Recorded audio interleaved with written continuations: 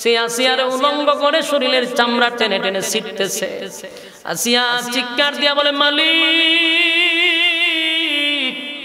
আর বরদাস্ত করতে পারি না, এই ফেরাউনের জালেমের কাছ থেকে তুমি আমারে বিদায় দিয়া দাও, তোমার পাশে আমার জন্য একটা ঘর বানায়া দাও। এবার আসিয়া মালিকের দরবারে দরখাস্ত করে, মালিক তোমার পাশে আমার একটা ঘর দাও, ফেরাউনের নির্যাতন আর সহ্য করতে পারি না। আল্লাহ এত কষ্টের পরেও আমার ইমানের জজবা তুমি বাড়ায়া দাও, তোমার পাশে একটা ঘর বানাও, আমারে তুমি নিয়ে যাও। সুবহানাল্লাহ। ফেরাউন বড় একটা পাথর লইছে, হামাইন্না কয় দুস্ত আর খোদা মানতো না, পাথর দিয়া মাইরালা। ফেরাউন না পাথর একটা লইয়া কয়, আসিয়া রে একসাথে সংসার করছি, এখন কিন্তু পাথর দিয়ে আসিয়া তোরে মাইরা ভালাম।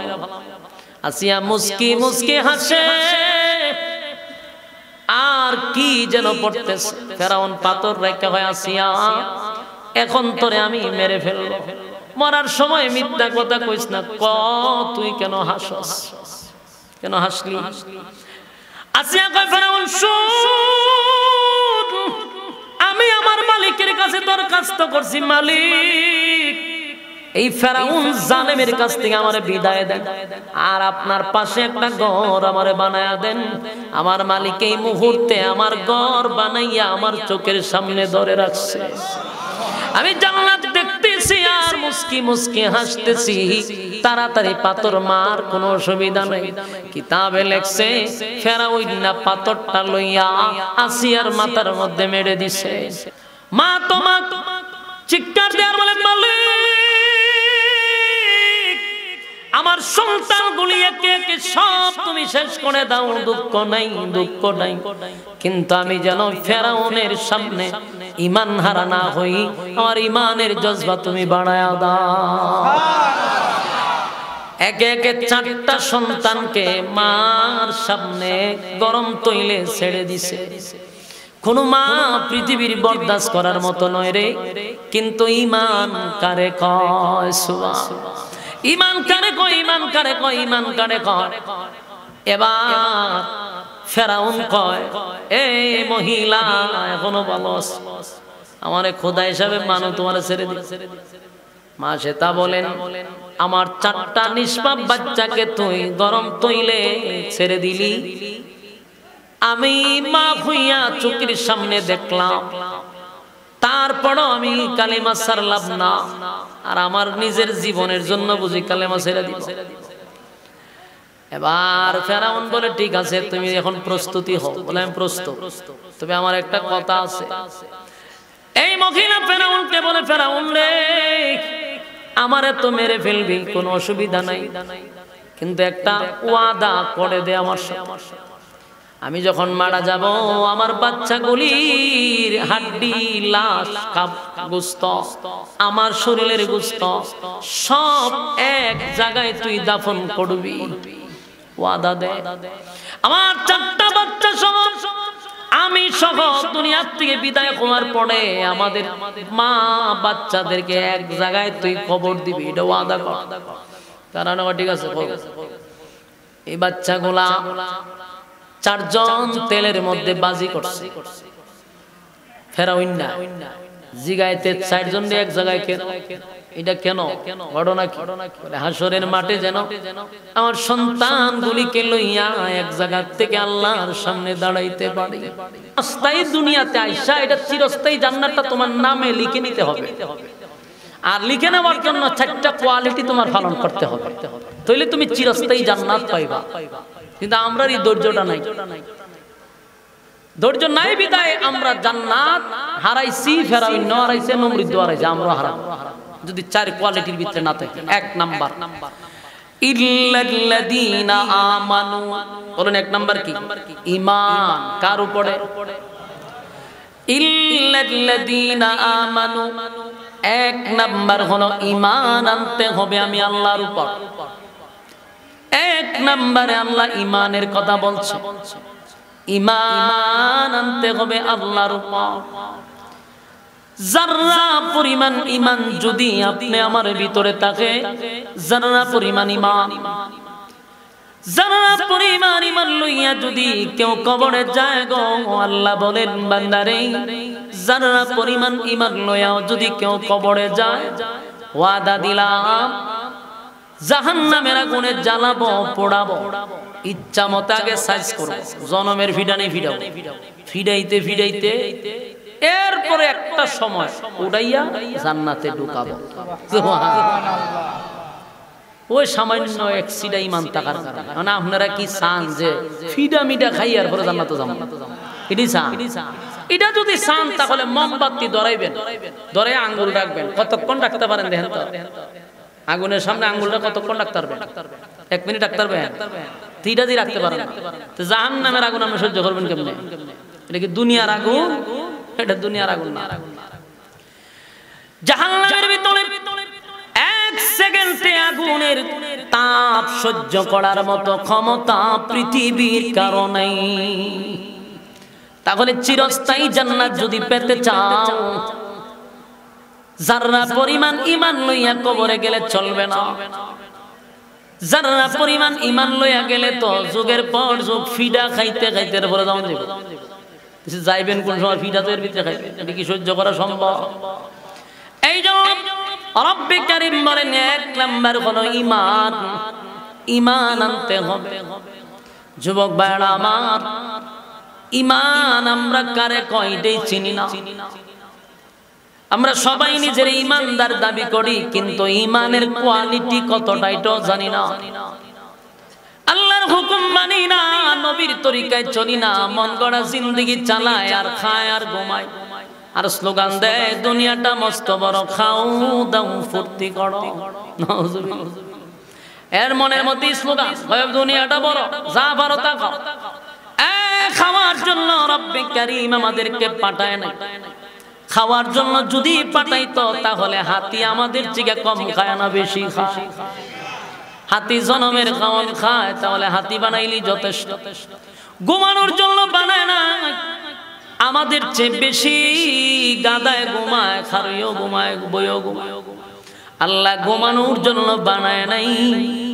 আল্লাহ বলেন আফা হাসিবতুম আন্নামা খালাকনাকুম আবাসাও ওয়া আন্নাকুম ইলাইনা লা তুরজাউন। রব্বে কারীম বলেন অনর্থক কারণে অপ্রয়োজনে আমি তোমাদেরকে বানাই নাই বান্দা। একবার চিন্তা করো, বালিশের সঙ্গে মাথা লাগায়া চিন্তা করো। আমরা তো বালিশে মাথা লাগাইয়া শুধু মোবাইলে ফজর হয়, ঠিক না বেটি?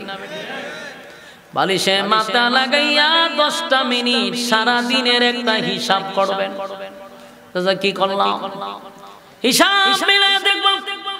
রব্বে কারীম বলেন অনর্থক বানাই নাই, ও কারণে বানাই নাই। মানুষে বানাইছি সর্বোচ্চ সম্মান আর মর্যাদা দিয়ে। ওয়ালাকাদ কাররামনা বানি আদম, আদমের যে সম্মান আর মর্যাদা কোন সৃষ্টি জগৎকে দেই নাই। গোটা সৃষ্টি জগৎ আমি আল্লাহ বানাইছি, শুধু হুকুম দিছি তো হয়ে গেছে। 7 আসমান বানাইছে, কোন আসমান স্বর্ণ দিয়া, কোন আসমান হীরা মণি মুক্তা দিয়া, কোন আসমান রূপা দিয়া, কোন আসমান আল্লাহর নূর দিয়া। সুবহানাল্লাহ। এইভাবে 7 আসমান বানাইলো মালিক হুকুম দিয়া। সূর্য চন্দ্র গ্রহ নক্ষত্র পাহাড় পর্বত সাগর নদী নালা খাল বিল কীট পতঙ্গ যা দেখি রে যা দেখি না সব বানাইছে হুকুম দিয়া। কিন্তু রব্বে কারীম বলেন মানুষ তোরে আমি হুকুম দিয়া বানাই নাই, আমি আল্লাহ তোরে কুদরতি হাত দিয়া বানাইছি। সুবহানাল্লাহ। তাম পৃথিবী আল্লাহ বানাইছে 6 দিন, তোরে বানাইছি আমি তাড়াহুড়া করে না। 10 মাস 10 দিন লাগাইয়া বান্দা তোরে আমি বানাইছি। সময় নিয়ে বানাইলাম, সম্মান দিয়া বানাইলাম, মাটি দিয়া বানাইয়া নূরের তৈরি ফেরেশতাকে বলছি আমার মাটির তৈরি আদমকে সিজদা দে। তার মানে সমস্ত ফেরেশতাদের উপরে তোর সম্মান আর মর্যাদা আমি আল্লাহ রাখছি। ফেরেশতারা সম্মান দিল রে, সিজদা দিয়া আদম রে সম্মান করলো। আল্লাহ কয় মিস্টার ইবলিস দে আমার আদম রে সিজদা দে। ইবলিস কয় আল্লাহ আমারে তো আপনি বানাইলেন আগুন দিয়া, তারে বানাইলেন মাটি দিয়া, আমার খাসলত তো নিচের দিকে না, আমি তো সব সময় উপরে থাকি, আমি কেমনে গো মাটির তৈরি মানুষটারে সিজদা মারি? আল্লাহ কয় তুই দি যুক্তিবাদী হয়ে গেছ, আমার লগে তুই যুক্তিবাদীর মতো ওয়াজ করস, এমন যুক্তিবাদীরে আমি জান্নাতের ভিতরে রাখবো না। আল্লাহ ইবলিসকে বড় সম্মান দিছিল। ইবলিসের ঘটনা তো জানেন না। ইবলিস আল্লাহ এত পাওয়ার দিছিল, মানুষ দুনিয়াতে বসবাস করার আগে এই জমিনে ইবলিস ছিল এই পৃথিবীর বাদশা। কথা কি শুনতেছেন আমার? তাহলে মুখ দিয়ে একবার বাইন্দা রেখে দিয়েছে। বলুন এই পৃথিবীর বাদশা কে ছিল? ইবলিস। যেটা আমরা ভিতরে গুতার, যেটি আপনার গুতায় ফ্যান্ডেলতে তুলে হে ওই এই পৃথিবী চালাইছে। এই ইবলিস ছিল পৃথিবীর বাদশা। হের রাজকীয় হালত শুনেন, এক গোটা পৃথিবীটারে শাসন কইরা রাত্রের বেলা ঘুমাইতো গিয়া জান্নাতে। রাজত্ব কায়েম করছে দুনিয়ায়, কিন্তু ঘুমাইতো গিয়া জান্নাতে। কি পাওয়ার আল্লাহ তারে দিছে। তে আল্লাহ এর কইছে তুই আদমরে সিজদা কর, যুক্তি দেয়। আল্লাহর সাথে যুক্তি চলে, আল্লাহর সাথে যুক্তি দেয়। আমারে বানাইছেন আগুন দিয়া, এই আদমরে বানাইলেন মাটি দিয়া, কেমনে গো আমি আগুন মাটির দ্বারে যাব? আল্লাহ এটা বলেন আমার ইজ্জত লাগে। আল্লাহ কয় ওয়াজাউজুকাল জান্নাতা ওয়া কুলা মিনহা রাগাদান হাইসু শিতুমা ওয়া লা তাকরাবা হাযিহিশ শাজারাতা ফাতাকুনা মিনাজ জালিমিন। শয়তানরা আল্লাহ গাটটা ধরে বাইরেছে, বাইরে তোরে জান্নাত দিছি ঘুমাইবার লাগি, আর দেশ রাজত্ব করে এখানে ঠেং লারা দেশ আর খোঁজ বলে তুই আগুন আর আদম মাটি। তে যুক্তি দিতিস তো আমার লগে, ইরম যুক্তিবাদীর জায়গা তো জান্নাত হওয়ার কথা না। বাইরে বাই ফিরে দিছি, ডাইরেক্ট গাড় ধরে বাইরে করে দিছে। বলছে চিরস্থায়ী জান্নাত তোর জন্য হারাম, আর ঢুকতে পারবি না। এই জন্য শয়তান না জান্নাত থেকে বাইরেছি, বলতে যে আদমের লাগে জান্নাত থেকে বাইরেছি, এই আদম কেমনে জান্নাতও যায় এটা আমি দেখে দিব। আল্লাহ যা ফারজ করে লাভ। এই জন্য শয়তানে আয়া আপনার মাঝে বর করে, আমার মধ্যে বর করে। কেউ বাদ রাখছে না, সবার উপরে বর করে। বর করে লড়াই, লড়াইতে লড়াইতে লড়াইতে লড়াইতে মাহফিল থেকে উড়াইয়া ঘর বাইতে যাবে। যদি আপনি উঠতে যান বুঝবেন আপনার বর করছে। কথা কয় না, যেটা উঠবো বুঝলেন এর বর করে লাগছে, বুঝলেন যখন ধরছে হেরে। আর এরে বর কইরাও এর উড়াইয়া আসতে দিয়ে যাবো। তুই কিছুক্ষণ আগে জানেন কতটি বর করছি, আসলে শয়তানে বর করছে। মানে একটা হড্ডগোল লাগাইবো, পরিবেশ নষ্ট করতো। শয়তান তো চায় না কোরআনের আলোচনা চলুক, এটা কি সহ্য করবো? আদমের লাগে আমি বাইরে আসি, আর এরা অনুবাসী না জান্নাত যাইতে, এটা তো দিতাম না, কোনোভাবে হইতে দিবে না সে। আর যখন আপনি সাকসেস হয়ে যাবেন তখন শয়তানের গালো 3-4টা চর মাইরা দিলেন, আপনি টাসটা সায় মাইরা দিলেন 2-3টা। আপনি যখন মোনাজাত দিয়া যাইবেন না তখন এর গালো চটকনা, যে বহুত চেষ্টা করলাম কিন্তু লাস্টে চটকনা খাইব। এই জন্য শয়তানকে প্রশ্রয় দেওয়া যাবে না। আদম আলাইহিস সালামকে জান্নাত থেকে বাহির করার পিছনে শয়তানের কিন্তু হাত আছে। আল্লাহ আদমরে বানাইয়া জান্নাতে রাখছে, হাওয়ারে বানাইয়া জান্নাতে রাখছে। তার মানে আমাদের আব্বা আমাদের আম্মা দুজন কোথায় ছিল? জান্নাতে আছে। জান্নাত মূলত আমাদের বাপের সম্পদ, আমাদের আম্মার সম্পদ। কথা হয় না? মা আদম যদি আমাদের আব্বা হইল, আমরা আব্বার সম্পদ না। আব্বা ছিল জান্নাতে, আম্মাও ছিল জান্নাতে। জান্নাতের ভিতরে তারা ঘুরে ঘুরে দুজন খুব আনন্দে ছিল। শয়তানের ভিতরে ভিতরে জ্বলে, আরে আমার চিরস্থায়ী জান্নাত থেকে বাইর কইরা আদম আর হাওয়া দি জান্নাতের ভিতরে ঘুরাইলে কেমনে সহ্য করে? এ বেশ ধরছে, বুজুর্গর বেশ ধরে লাইছে।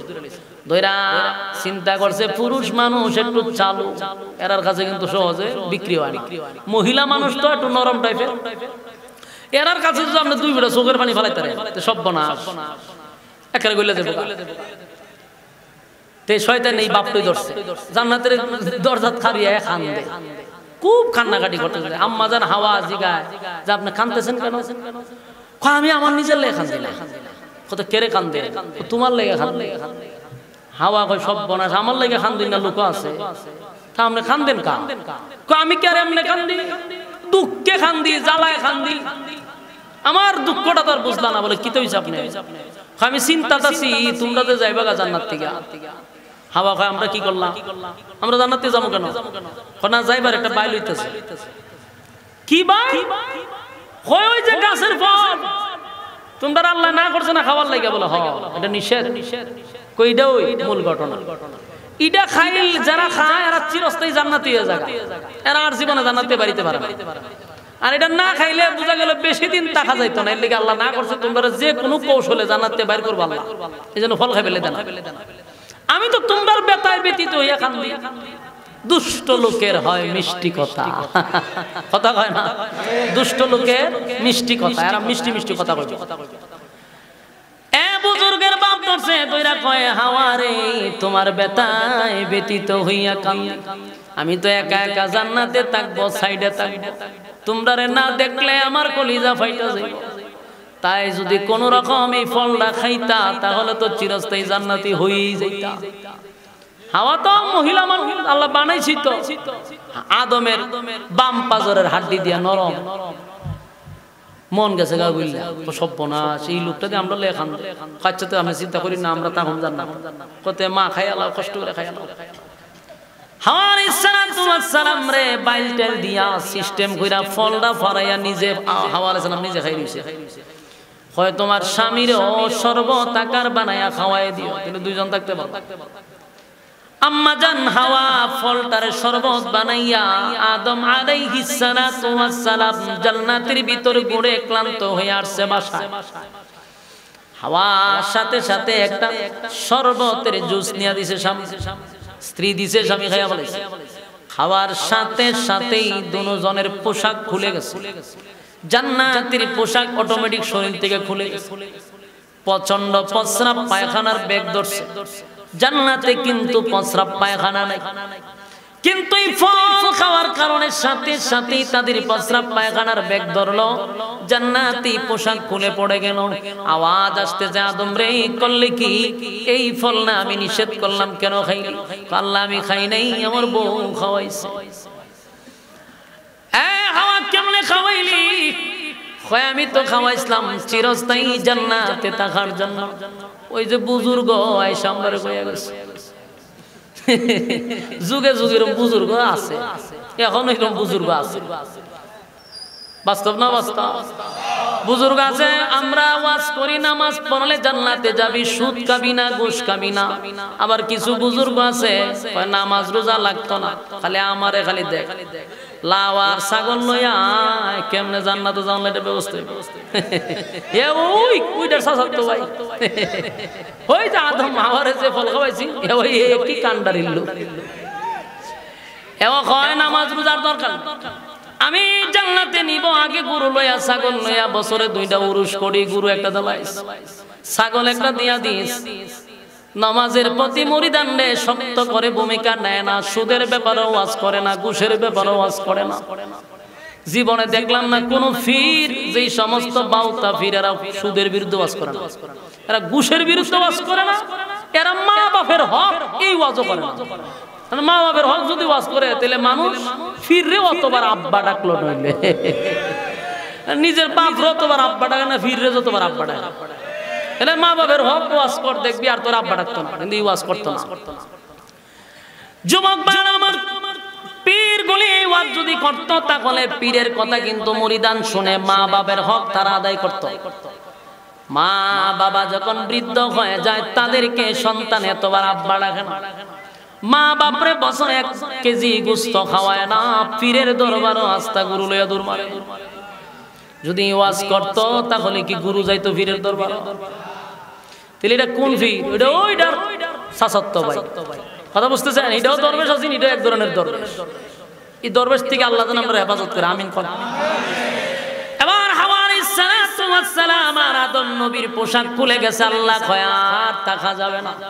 আদম রে, আমি নিষেধ করার পর ফল খাইলি, এই ফল খাওয়ার পরে পায়খানা প্রস্রাবের বেগে ধরে, আর যেহেতু তোমাদের পায়খানা প্রস্রাবের বেগে ধরছে আর বেশি সময় থাকতে পারবা না, দুজনকে আল্লাহ দুনিয়ায় ছেড়ে দিল। এমন কি একজন রে ছাড়ছে এক জায়গায়, আরেকজন আরেক জায়গায়। 300 বছর, 350 বছর আদম নবী জমিনে কান্নাকাটি করছে। আমরা সুবহানাল্লাহ কি বাড়ি দিয়ে কইবে? কয়দিন খানছে? আপনারা 350 বছরই খানছে। আদম নবী 350 বছর খানছে। আমি জিজ্ঞেস আপনারা কদিন খানছেন? আপনারা তো সুবহানাল্লাহ কইলেন না। 60টি খানি কথা, 350 বছর। আদম নবী বাচ্চা প্রায় 1000 বছরের কাছাকাছি। 350 বছর কান্নাকাটি করছে। এমন কি কিতাবে লেখছে আদম নবী শরমে লজ্জায় 350 বছর আসমানের দিকে তাকাইছে না।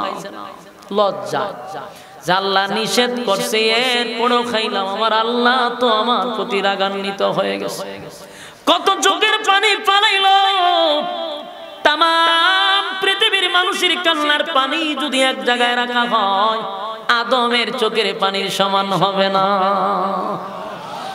আদম নবী এত কান্না কাঁদছে, এত কান্না কাঁদছে। আল্লাহ রাব্বুল আলামিন বলেন আদম নবী 350 বছর কান্নার পরে একদিন আদম নবী বলে, আল্লাহ কাঁদতে কাঁদতে চোখ দিয়ে আর পানি আসে না, চোখ দিয়ে পানি আসে না, চোখের চার দিয়ে দাগ পড়ে গেছে, গর্ত হয়ে গেছে, আর কাঁদতে পারি না। তবে তোমার জান্নাতের ভিতরে যেদিন আমার সৃষ্টি করলা, যেদিন আমার ভিতরে রূহ দিছিলা, চোখ খুলে আমি তোমার নামের পাশে আর একটা নাম দেখেছি। তোমার নামের পাশে নামটা ছিল মুহাম্মাদুর রাসূলুল্লাহ সাল্লাল্লাহু আলাইহি ওয়াসাল্লাম। তোমার নামের পাশে যেহেতু নাম, এই নামের বরকত আল্লাহ জানি না, নিশ্চয়ই তোমার কোনো মহব্বতের হবে না হয়, তোমার পাশে তো নাম থাকার কথা না। এই নামের ওসিলায় তুমি আমারে ক্ষমা করে দাও। 350 বছর কানলো, আল্লাহ মাফির ঘোষণা দিল না। আমার নবীর নামের উসিলায় যখন আল্লাহর কাছে মাপ চাইলো রে, আমার আল্লাহ জিবরাইল পাঠায়া বলে, আদম রে, আমার আল্লাহ তোমারে মাফ করে দিছে। আমার যুবক ভাইয়েরা, এই আদম আলাইহিস সালাতু ওয়াস সালাম আর হাওয়া আলাইহিস সালাতু ওয়াস সালাম দুজন আমাদের আব্বা আম্মা, তারাও এক সময় জান্নাতে ছিল, জান্নাত দেখে আসছে। জান্নাত দেখে আসছে, শয়তান তাদেরকে বিভিন্ন ভাবে চক্রান্ত করে জান্নাত থেকে বাহির করছে। তাই আমরা হলাম আদম এবং হাওয়ার সন্তান। আমরা যেন জান্নাতে না যেতে পারি, শয়তান কিন্তু আমাদের পিছনে লাগানো আছে না নাই? একটা দুইটা না, কয়েকটা ডিউটি করে, সকাল বিকাল ডিউটি আছে তারা। আপনি আমার পিছনে বহু লাগাইল, আর আমরা পিছনে আরো বেশি লাগাই। সাধারণ পাবলিকের থেকে আলেমদের পিছনে আর কি বেশি লাগে, কারণ আমরা তো মেহনত করে বেশি। সাধারণ পাবলিক রে তো এমনি গুনাহ করানো যায়, যে কোনো সময় দাঁড় করায় প্রস্রাব করানো যায়, কিন্তু শয়তান যদি 500 লাগাই থাকে আমার পিছনে, আমার দাঁড়ায় প্রস্রাব করাইতে পারবো? হ্যাঁ, এই জন্য আমরা পিছিয়ে বেশি লাগাতে, এরা ফারা দাম। ওলামায়ে কেরামদের সাথে শয়তান ফারে কম, এই জন্য এরা টিম থাকে বেশি। সাধারণ পাবলিক রে দাঁড় করে প্রস্রাব করাইতে পারবে, কিন্তু আলেম রে পারবে না। সাধারণ পাবলিক রে রাস্তার দাঁড় করে সিগারেট খাওয়াইতে পারবে, আলেম রে পারবে না। সাধারণ পাবলিককে সুদের কাজে জড়িত করতে পারবে, একজন আলেমকে পারবে না। সাধারণ পাবলিককে একজন বেগানা নারীর সঙ্গে সাক্ষাৎ করাইতে পারবে, একজন আলেমকে শয়তানে পারবে না। চেষ্টা করে কিন্তু পারে না। কথা বুঝতেছেন? আলেমদের সঙ্গে শয়তান বেশি থাকে, কারণ মেহনত করে বেশি, কিন্তু বড় কষ্ট হয়। সে যেমনে চায় আলেম সেমনে চলে না।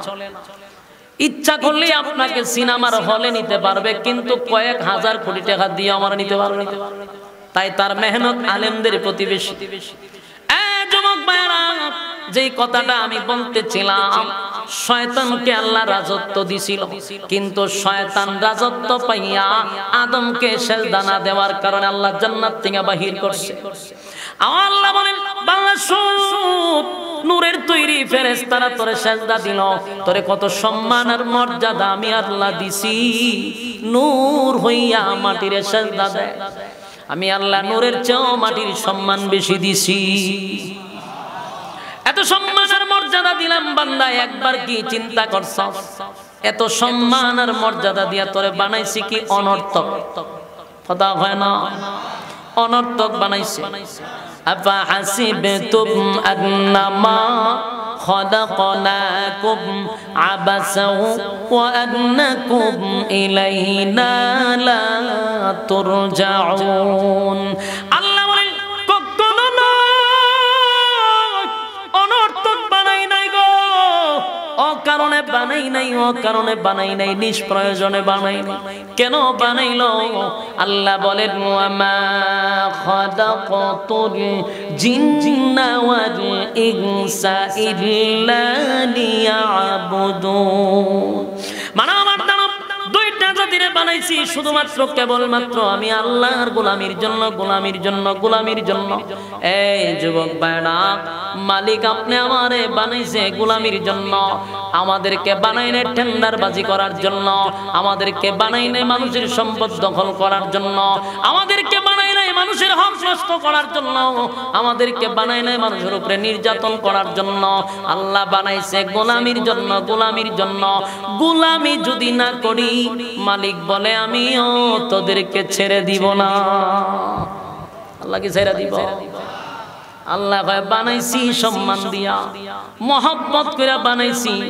এমন কি আল্লাহ বলেন সমস্ত মাখলুকাতের মধ্যে মানুষের চেয়ে সুন্দর আমি কোনো মাখলুক বানাই নাই। ফেরেশতা সুন্দর, এই কথা কিন্তু কোরআনে বলে নাই গো। আমরা ফেরেশতা সুন্দর, অনেক সময় আমরা বলি লোকটা ফেরেশতার মতো সুন্দর, হই না? এক্সাম্পল দিই, ঠিক নেই? কথাই হয় না। মানুষ বেশি সুন্দর হইলে হয় লোকটা ফেরেশতার মতো সুন্দর। আসলে ফেরেশতা সুন্দর এই কথা কোরআনে বলে নাই। কি আল্লাহ 4টা কসম কইরা বলছে মানুষ সুন্দর। ও তিন ফলের কসম করছে আল্লাহ। ও জাইতুন ফলের কসম করছে আল্লাহ। ও তুরে সিনিনা, সিনাই পর্বতের কসম করছে আল্লাহ। ও হাযাল বালাদিল আমিন, পবিত্র মক্কা নগরীর কসম করছে আল্লাহ। 4টা কসম করছে রে। এরপর আল্লাহ বলেন লাকাদ খালাকনাল ইনসানা ফি আহসানি তাকওয়িম। রব্বে কারীম বলেন 4টা কসম, মানুষের চেয়ে সুন্দর আমি আল্লাহ কাউরে বানাই নাই, কাউরে বানাই নাই। এত সম্মান, এত মর্যাদা আমি আল্লাহ মানুষকে দিলাম। এরপরও যদি তুই আমার গোলামি না করস, আমি আল্লাহ তোরে ছেড়ে দিব না। আমি আল্লাহ তোরে সাইজ করে ছেড়ে দিব। কথা হয় না? দি ছেড়ে দিব। ওয়ালাকাদ জারানা লিজাহান্নামা কাসীরাম মিনাল জিন্নি ওয়াল ইনস। আল্লাহ বলেন বহু মানুষ এবং জিনকে আগুন দিয়া জ্বালাবো আর পোড়াবো। লাহুম কুলুবুন লা ইয়াফকাহুনা বিহা ওয়া লাহুম আ'য়ুনুন লা ইউবসিরুনা বিহা ওয়া লাহুম আযানুন লা ইয়াসমাউনা বিহা। আল্লাহ বলেন চক্ষু দিলাম দেখার জন্য, কান দিলাম শোনার জন্য, অন্তর দিলাম বোঝার জন্য। চক্ষু দিয়া কি দেখার কথা ছিল, কি দেখলি? কান দিয়া শোনার কথা ছিল, কি শুনলি? অন্তর দিয়া বাবার জন্য দিছিলাম, কি ভাবলি? এত বড় নিয়ামত পাইয়া জানা আমি আল্লাহর নিয়ামতের শুকরিয়া আদায় করলো না। আল্লাহ কয় উলাইকা কাল আনআমি বাল হুম আদাল। কথাটা কিন্তু মারাত্মক। এতক্ষণ আল্লাহ প্রশংসা করলো, বান্দা এতগুলা কোয়ালিটি দিয়া তোরে বানাইলাম, যদি কোয়ালিটি পাইয়া শুকরিয়া আদায় না করস তাহলে তোরা কুত্তা বিলার চেয়ে আরো নিকৃষ্ট। আল্লাহ আয়াতে কইছে উলাইকা কাল আনআম। আনআম কয় থাইমা গেলাগা ভালো আছে, কিন্তু আল্লাহ কয় বাল হুম আদাল, এর চেয়ে নিকৃষ্ট। আল্লাহ আমরারে কুকুর বিড়ালের সমান বলে নাই। আল্লাহ কয় কুত্তা বিলার চেয়ে তোরা আরো নিকৃষ্ট।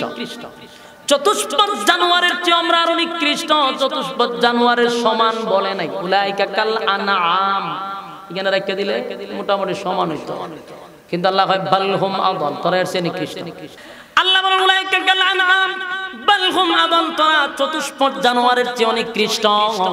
তার কারণ হলো আমি বোঝার মতো ক্ষমতা আল্লাহ মানুষকে দিছে, গরু ছাগলকে বোঝার মতো ক্ষমতা দেয় নাই, মানুষকে দিছে। মানুষ বুইজা শুই না কেমনে রে আকাম কোকাম করস, আমি না তোরে সৃষ্টির শ্রেষ্ঠ বানাইলাম। এই যুবক বালক বিরক্ত হইতেছেন? আর কয়েকটা মিনিট বেশি ডিস্টার্ব আমি করব না, আর কয়েকটা মিনিট মনোযোগ দিয়ে শুনেন। বিরক্ত লাগলে আমারে জানাইবেন। আপনারা যখন লড়াচড়া করতে না, মাঝে মাঝে লড়াচড়া চলতেছে, আচ্ছা এবার মাজুর মানুষ প্রস্রাব বাথরুমে ধরতে পারে যাইবে, বাকি মনোযোগ দিয়ে শুনলেন, শেষ করতেছে। তাহলে আল্লাহ বলেন আমি সৃষ্টির শ্রেষ্ঠ তরে বানাইছি। কেন বানাইলাম? ওমা খালাকাতুল জিন্না ওয়াল ইনসা ইল্লা লিয়াবুদুন। মানব আর দানব দুইটা জাতিরে বানাইলাম ইবাদতের জন্য। ইবাদত করলি না বান্দারে, ইবাদত যদি না করো আমি আল্লাহ কিন্তু ছেড়ে দিব না। এবার আছো আল্লাহ কয় প্রথম নাম্বার হলো তুই যদি নিজের মুমিন দাবি করস তাহলে প্রথম নাম্বার হলো ইল্লাল্লাযীনা আমানু। ঈমান যদি আনতে হয় ঈমানওয়ালা ঈমান আনতে হবে। ঈমানটা সাধারণ নয় গো। আল্লাহ বলেন এক নাম্বার হলো ঈমান। প্রথম আল্লাহ করছে কসম আল্লাহ, ইন্নাল ইনসানা লাফি খুস। আল্লাহ বলেন সময়ের কসম তোরা ক্ষতিগ্রস্ত। এরপরে মায়া দয়া বেশি হওয়ার কারণে রব্বে কারীম বলেন চারটা অপশন রাখছি। কয়টা? চারটা অপশন। এই যারা উঠতেছে সবার কি একসাথে মতো ধরছে? আমার কোয়াজুন না যে হুজুরে যখন জামাতের শহীদ কইছে অন্দি সব জামাতের শহীদ যাইতেছে, ঘটনা কিতা? ধৈর্য কম। হ্যাঁ, ধৈর্য কম। কারণ একটা কথাও কি মন গড়া হচ্ছে? প্রতিটা কথা আমি আপনাকে কোরআনের রেফারেন্স দিয়ে দিয়ে দিতেছি। গান গজল যদি গাইতাম মাথায় রাখতে পারতাম আমি, আমার এটা আল্লাহ ক্ষমতা দিছিল।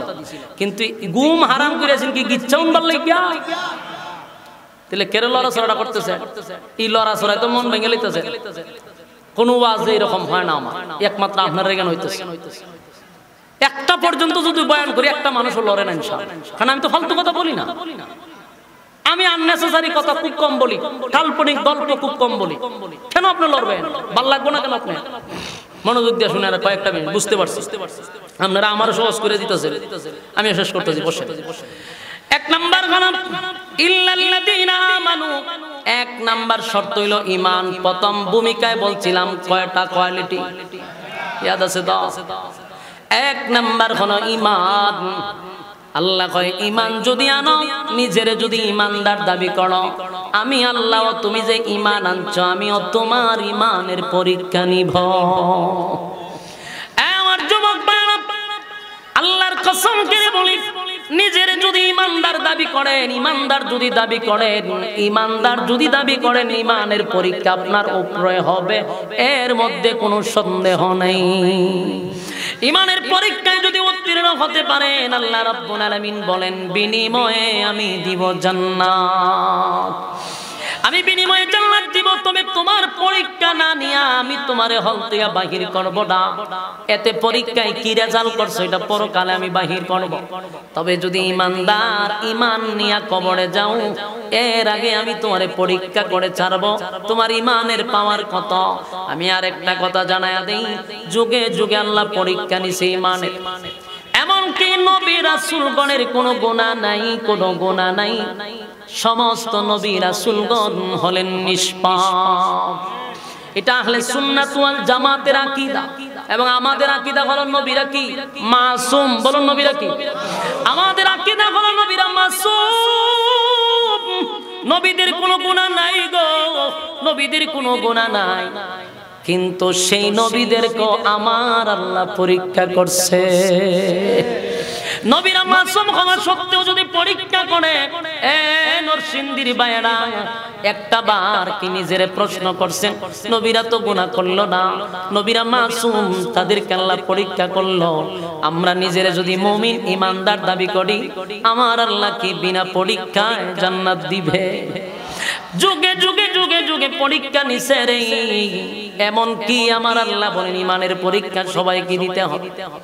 সাধারণ একজন মহিলার কথা শোনাই, ইমানের কত পাওয়ার, ইমানের কত পরীক্ষা। আপনারা ফেরাউনের নাম শুনছেন।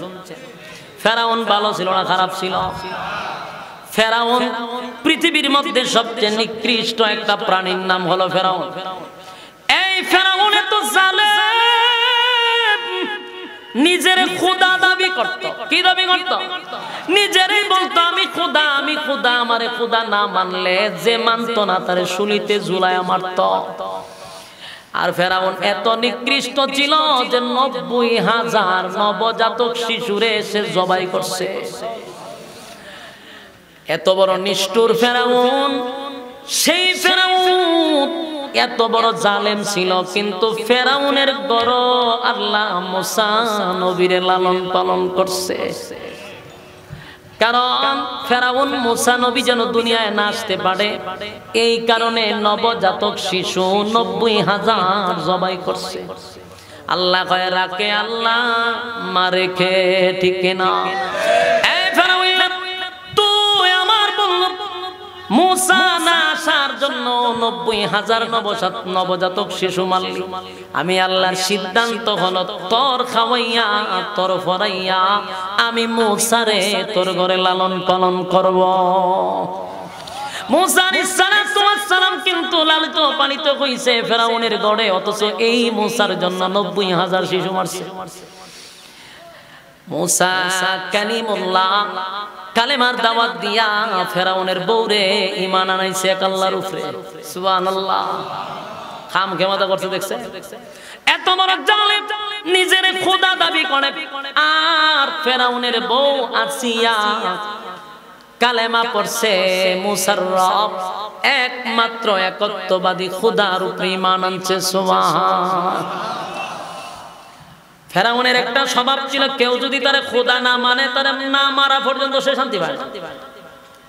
একদিন তার মেয়ের একজন দাসী ছিল, সে প্রতিদিন আইসা আইসা তার পালক একটা মেয়ে ছিল। ফেরাউনের কিন্তু কোনো সন্তান ছিল না, এ আটকুরা ছিল। কি দাসী? এ পালক মেয়ে ফেলতো। এই পালক মেয়েটার মাথা আশ্রানোর জন্য, তার খেদমত করার জন্য একটা মহিলা নিয়োজিত ছিল। এই মহিলা তার মাথা আশ্রাইতে গিয়া শিরুনি মাটিতে পড়ে গেল। শিরুনিটা বিসমিল্লাহ করে যখন উঠাইছে, ফেরাউনের মাইয়া কয় তুমি কার নাম নিলা? আমার রবের নাম নিছি। ফেরাউনের মাইয়া কয় আমার বাপ ছাড়া কি আরো রব আছে? কয় আমি যেই রবের উপরে ঈমান আনছি সেই রব মুসার রব, সেই রব আমার রব, সেই রব তোমার বাপের রব। ফেরাউনের মাইয়া তো মেজাজ গেছে গরম হয়ে। আমার বাবা ছাড়া যদি খোদা থাকে তাহলে আমার বাবারে জিগানো দরকার। ফেরাউনের কাছে গেছে গিয়ে কয় আব্বা আমাদের ঘরে যে মহিলাটা থাকে, আমাদের কাজের মহিলা, সে বলতেছে আপনি ছাড়াও নাকি তার আর একটা রব আছে। ফেরাউনে কয় তোমার কাজের মহিলারে ডাক দাও। মহিলারে সামনে হাজির করলো। কিরে তুই নাকি আমারে সারা অন্য কাউরে খোদা মানস? বলে আমি তো খোদা মানি মুসার আল্লাহরে। সুবহানাল্লাহ। ফেরাউন কয় আমারে খোদা মানস না? বলে না, তুই কোন অ্যাঙ্গেলে খোদা হতে পারস না, তুই একটা জালেম, তোর মতো জালেম খোদা হতে পারস না। ফেরাউনের সান্দি গরম হয়ে গেছে। ফেরাউন কয় হামান্না রে দেখছত নি বন্ধু, আমার সামনে দাঁড়াইয়া আমারে অপমান করছে। ও সাইজ করে লাইছি। মাসি তার 4 জন ছেলে মেয়ে ছিল, ওই কাজের মহিলার 4 জন বাচ্চা ছিল। হামান্নার বুদ্ধিতে কয় ডাইরেক্ট মারিস না, তার 4টা বাচ্চারে আইনা তার সামনে মেরে ফেল, দেখবে ভয়ে কালেমা পড়বে। ভয়ে কালেমা বাদ দিয়া তোরে খোদা মান। এই কাজের মহিলার 4 জন বাচ্চা ছিল, 4টার 2 আনছে। এন্না কয় এই মহিলা তোমার চোখের সামনে আমি তোমার বাচ্চাগুলাকে একে একে মেরে ফেলবো, এখনো ভালো আছে, আমারে খোদা হিসাবে মেনে নাও। মহিলা কয় আমার বাচ্চা কেন, আমিও 10 বার আল্লাহর জন্য জীবন দিতে পারি, তারপরও রবের কালেমা ছাড়বো না।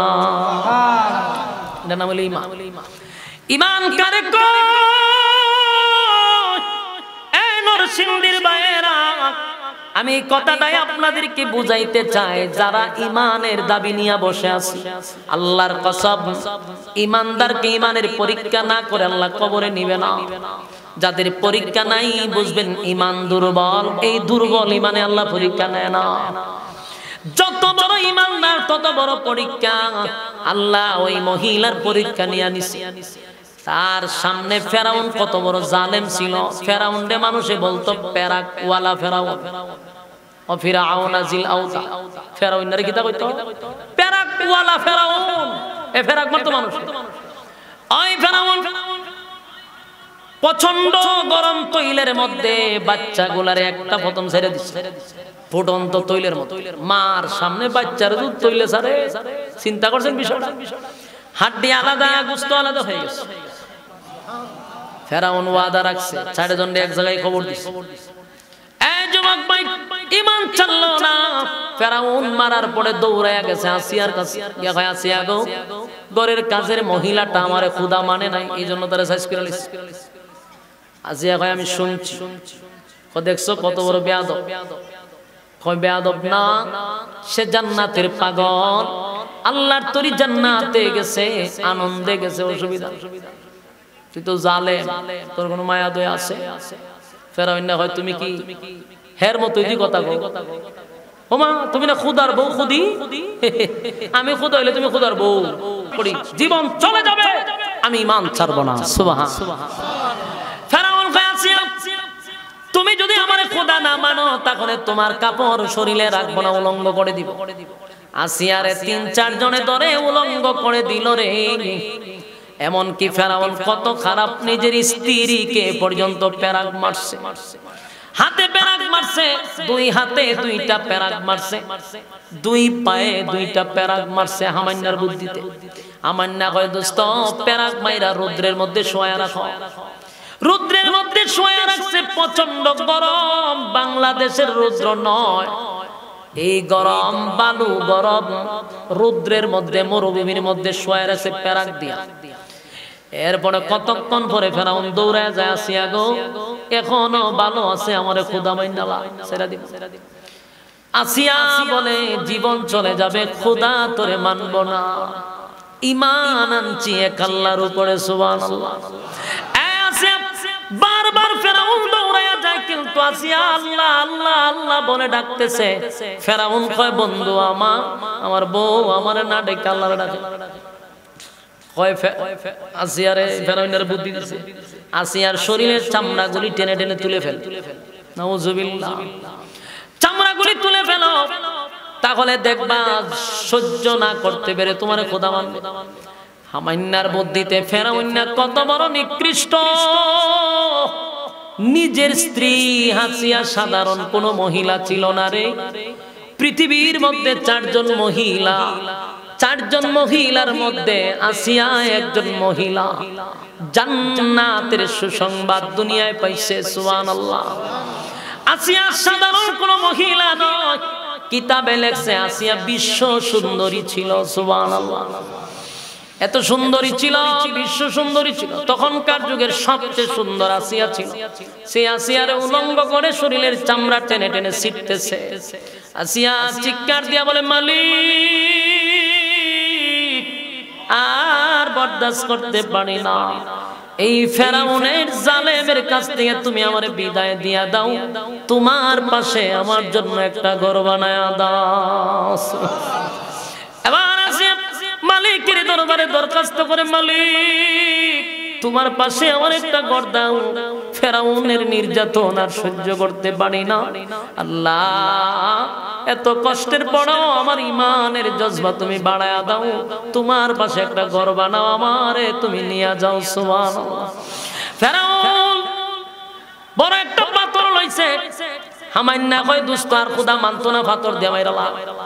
ফেরাউন পাথর একটা লইয়া কয়, আসিয়া রে, একসাথে সংসার করছি, এখন কিন্তু পাথর দিয়ে আসিয়া তোরে মাইরা ভালাম। আসিয়া মুস্কি মুস্কি হাসে, আর কি যেন পড়তেছে। ফেরাউন পাথর রেখে হয়, আসিয়া, এখন তোরে আমি মেরে ফেলবো, মরার সময় মিথ্যা কথা কইস না, তুই কেন হাসস? কেন হাসলি?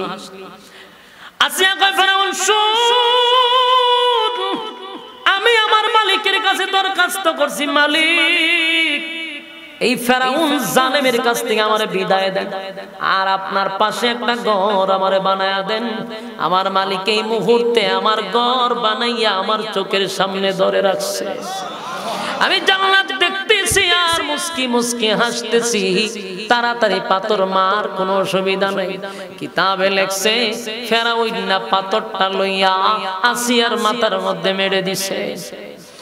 এরপরে ঈমান দেয় নাই গো আমার যুবক ভাইয়েরা, মুরব্বী বাবারা, যুগে যুগে যুগে নবী রাসূল থেকে নিয়া, মহিলা সাহাবীদেরকে নিয়া, এবং কি নবীর যুগে বহু নবীদেরকে নিয়া কেউ ইমানের পরীক্ষা থেকে বাদ পড়ে নাই। আমাদের উপরে ইমানের পরীক্ষা আসবে, যদি নিজের ইমানদার দাবি করি মুসিবত আসবে, বিপদ আসবে, এমন কি ইমানের জন্য জীবন দিতে হবে। পরীক্ষা ছাড়া আল্লাহ চিরস্থায়ী জান্নাত আমাদেরকে দিবে না। এই জন্য আল্লাহ বলেন এক নাম্বার হলো ঈমান, ইল্লাল্লাযীনা আমানু। এক নাম্বার হলো ঈমান, ঈমান ঈমান আনো।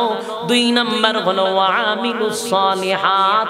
বান্দারে ঈমানের পরে নেক আমল করো, নেক আমল করো, নেক আমল করো। আজকে সমাজে নেক আমল কম, গুনাহের প্রতিযোগিতা বেশি, নেকির প্রতিযোগিতা কম। এই দেখেন, এই জায়গায় যদি আমি না আইসা মমতা যাইতো, বলুন তো দেখি মানুষের সংখ্যা কম না বেশি থাকতো? এমনকি 500 টাকা করে টিকিট দিয়া ঢুকলেও মানুষের জায়গা নিত না। কেন জানেন? গুনাহের প্রতিযোগিতা সমাজে বেশি রে, নেকির প্রতিযোগিতা বড় কম। আজকে যারা দেখেন এখন পর্যন্ত প্যানালাইজ করে দেখেন, এই পর্যন্ত প্রথম যে শ্রোতা ছিল এখন পর্যন্ত কি সেই শ্রোতা আছে? না না। তাহলে বোঝা গেল দিনের জন্য, ভালো কাজের জন্য সবাইকে আল্লাহ গ্রহণ করে না। যেই জন্য যারা বসেন, কোন মানুষ যদি দিনের কাজে বসেন, কোন মানুষ যদি দিনের কাজ করতে পারেন, বুঝবেন আল্লাহ আপনাকে ভালোবাসে। কথা হয় না? যদি আপনি মসজিদে বসা থাকেন, যদি আপনি দিনই কোনো কাজে লেগে থাকেন, মনে মনে শুকরিয়া আদায় করবেন যে আল্লাহ আপনাকে ভালোবাসে। ভালো যদি না বাসতো এখানে না বসাইয়া গানের মঞ্চে বসায়া রাখতো। ভালো যদি না বাসতো খারাপ কাজে লাগায়া রাখতো। আল্লাহ ভালোবাসে বিদায় এখানে বসায়া রাখছে রে। যুবক ভাইরা, এই সমাজে নেকির কাজ বড় কম, গুনাহের প্রতিযোগিতা বেশি। আল্লাহ বলেন ঈমানের পরে এরপরে ঘোষণা দিছে ওয়ামিলুস সালিহাত, তোমরা নেক আমল করো। এক নাম্বার হলো ঈমান, দুই নাম্বার হলো নেক আমল, নেক আমল। তিন নাম্বার হলো হক কথা ওয়া তাওয়াসাউ বিল হক। তিন নাম্বার হলো সদা সর্বদা হক কথা বলো। সুবহানাল্লাহ। হক কথা বলতে হবে। যেই কথা অনেক সময় তিতা লাগে, তারপরও আপনাকে বলতে হবে, কারণ হক কথা বলার কথা কে বলছে? হক কথা যেই লোকটা বলে সমাজের কাছে এই লোকটা বেশি ভালো হতে পারে না। সমাজের মানুষ তারে গ্রহণ করে না, কারণ হক কথা বড় তিতা, দুষ্ট লোকের কথা বড় মজা। এই জন্য আল্লাহ বলেন তিন নাম্বার হলো সর্বদা সব সময় হক কথা বলবা। এতে তোমার বিপদ আসতে পারে, তোমার শত্রু বাড়তে পারে, কিন্তু আল্লাহর দ্বীনের জন্য হক কথা বলা ছাড়বা না। হক কথা বলতে গিয়ে জেল হতে পারে, জরিমানা হতে পারে, মাইর খাইতে পারি, এরপরেও হক কথা বলা ছাড়া যাবে না। বলুন কয় নাম্বার? তিন নাম্বার হক কথা। চার নাম্বার হলো ওয়া তাওয়াসাউ বিস সাবর। চার নাম্বার হলো বান্দারে ধৈর্য ধারণ করতে হবে, সবর করতে হবে। মুসিবত আসলে সবর করতে হবে, বিপদ আসলে সবর করতে হবে। যে কোনো বিষয় যদি আসে তাহলে সবর করবা যে এটা আল্লাহর পক্ষ থেকে আসছে, আমার জন্য এটা কামিয়াব হতে পারে। বান্দা তুমি যদি চারটা কোয়ালিটি মেইনটেইন করো, ওয়াদা দিলাম বাংলা ধ্বংস হবে না। আল্লাহ কিন্তু কসম করে বলছে ওয়াল আস, সময়ের কসম, ইন্নাল ইনসানা লাফি খুসর, মানুষ তোরা নিশ্চয়ই ক্ষতিগ্রস্ত। চারটা অপশন দিয়া বলে যদি চারটা কোয়ালিটি মেইনটেইন করো, এক নাম্বার হলো ঈমান, দুই নাম্বার হলো নেকামত, তিন নাম্বার হলো হক কথা, চার নাম্বার হলো ধৈর্য। আমার যুবক ভাইরা, চারটা কথা যদি দিলের কান লাগায় শুনে থাকি আর চারটার উপরে যদি আমল করি, আল্লাহর কসম আমরা ক্ষতিগ্রস্ত হব না। চারটা কারা কারা মানবেন? দুইটা হাত তুললা দেখায়া দেই। লিল্লাহি